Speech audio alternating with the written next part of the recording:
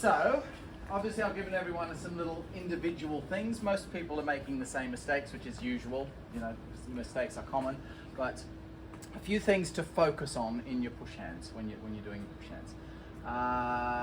Sylvain, come here. So, some key important parts. Even if you may not be making this mistake, you could still enhance the skill of said thing. So, one of the corrections that I gave to Sylvain was, she was pushing towards my shoulder. Now she can push towards my shoulder all day long as hard as she wants, and she's not going to knock me over, especially given that I'm bigger than she is. When she pushes towards my center, however, she push right into my center, push, push, push, push, push harder, come on, push, push. You're still pushing to my shoulder, you see? If you're pushing to my shoulder, I can hold it off. If you really get me on the center, there you go, keep pushing now, push, push. Nothing I can do to hold that off. Unless I lean on her, but then of course if she moves her hand, I'm going to fall forwards. So that's even worse. So if you actually get someone on the center, you push into their center. Push. Harder, harder, harder. Almost. Yeah, there he is. There. Push, push. That's the line. There's no way. It doesn't matter how big I am. It's literally like, you take a bigger person, it's literally like taking them like that and saying, you can't withstand that force when someone pushes where there's no leg. It's impossible without leaning forward, as I said. So that's really, really important. When you're doing your push hands with someone, really try to focus in.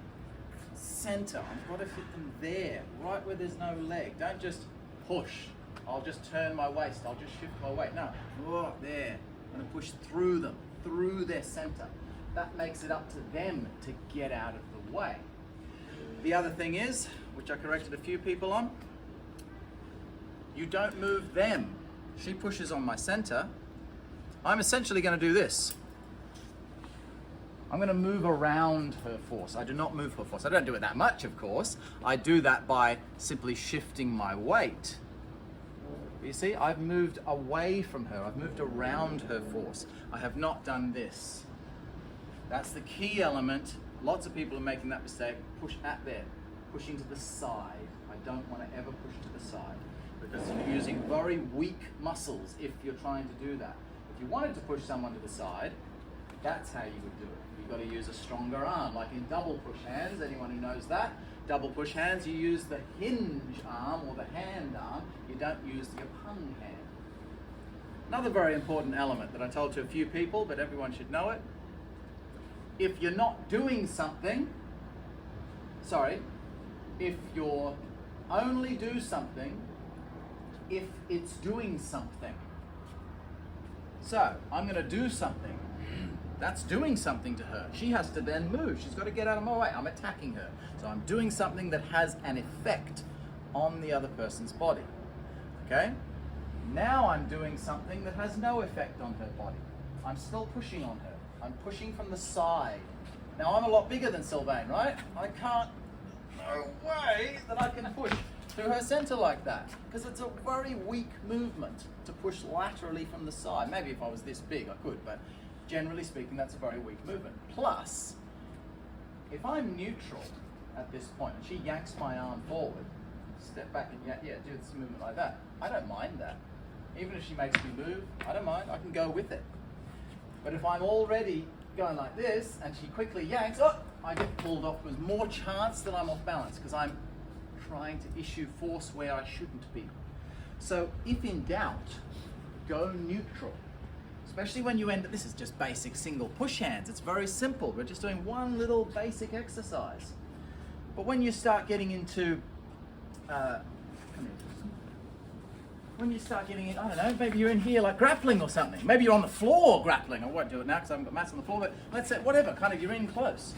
Unless you're doing something, relax. So I'm not just gonna, what's this tension doing? I'm using all this force right now in this arm. What's it doing to him? It's not doing anything. But Tristan's staying all soft. Because he's gone, well, I'm gonna savor my energy. Especially when you're wrestling a bigger opponent, especially when you're on the floor. When you're not in a good position to do something, relax. If he tries to just shove me or whatever, I've got to go with it and move my feet, but I'm not tensing up. I'm not going, just Like, what's this doing? This is not doing anything. So it's the same principle. If I want to do something, maybe, oh, there we go. There, I got something to happen. Maybe, you know, I did something. So I felt that that movement had an effect. But just squeezing his arm, that's having no effect on his body. So I'm wasting my own energy. So that's one of the key points to everything we do in Taiji. Don't do something unless it's doing something. Okay? So really focus on that as you're doing it, which is mainly at the end point. The end of each push, you push through, da da da da da. Look here, look. I'm neutral. If at any point, really pull people up on it. Every time your partner does it, even if they do it every time, keep doing it. Don't feel like, oh, you know, he's making the mistake every time, maybe I shouldn't keep pulling him up. No, you're here to learn. If you notice me go like this, yeah, I'm anticipating your push. So you should pull, because I'm already going that way. Vice versa, if you pulled me every time, maybe I might sort of just start back from here. Maybe if every time I get pulled, I might start going like this. See what I'm doing now? I anticipated the pull, so I actually kind of leant back, ready for it, in which case you should push me. And then I'm going to fall backwards. So you might feel stronger by going, okay, I know he's going to push, so I'm going to feel stronger and more balanced if I go like this. But if he pulls, I'm going to be way more off balance.